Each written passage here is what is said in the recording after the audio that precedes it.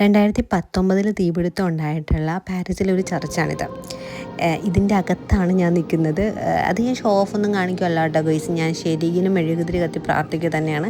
നിങ്ങൾക്ക് തോന്നും ഇതൊരു ഷോ ഓഫ് ആണെന്ന്, അത് തികച്ചും സാങ്കല്പികം മാത്രമാണ്. പുതുതായിട്ട് നമ്മളൊരു നഗരത്തിലെത്താൻ നേരത്ത് ദേവാലയത്തിൽ നിന്ന് തന്നെ സ്റ്റാർട്ട് ചെയ്യാമെന്ന് ഓർത്തിട്ടാണ് ഞാൻ ഈ ചർച്ചിലോട്ട് പോകുന്നത്.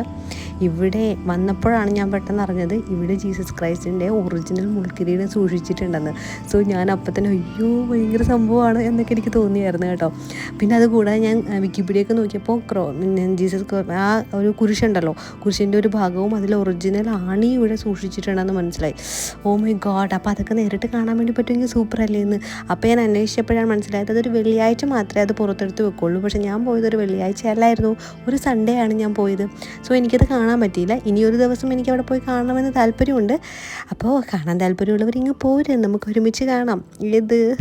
ഓക്കെ, നമുക്ക് അടുത്തൊരു വിശേഷം പറയാമെന്ന് വെച്ചിട്ടുണ്ടെങ്കിൽ ഇത് 2019 തീപിടുത്തം ഉണ്ടായെങ്കിലും ഇവിടെ സൂക്ഷിച്ച സാധനങ്ങൾക്കൊന്നും സംഭവിച്ചില്ല. അതും ഒരു സംഭവമായിട്ട് എനിക്ക് തോന്നി കേട്ടോ.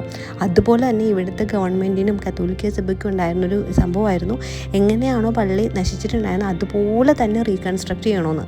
അതിന് വേണ്ടിയിട്ട് 2000+ എംപ്ലോയീസ് ഹാർഡ് വർക്ക് ചെയ്തു.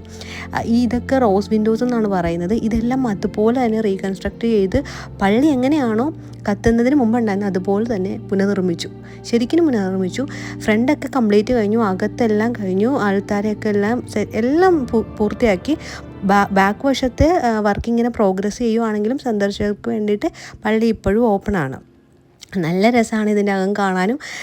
വന്നൊരിക്കലെങ്കിൽ ഇത് കാണണം, സൂപ്പറാണ് ഗൈസ്. എനിക്കിഷ്ടപ്പെട്ടു. ഇതുപോലത്തെ വീഡിയോകൾ കാണണമെങ്കിൽ please support my channel. Bye bye.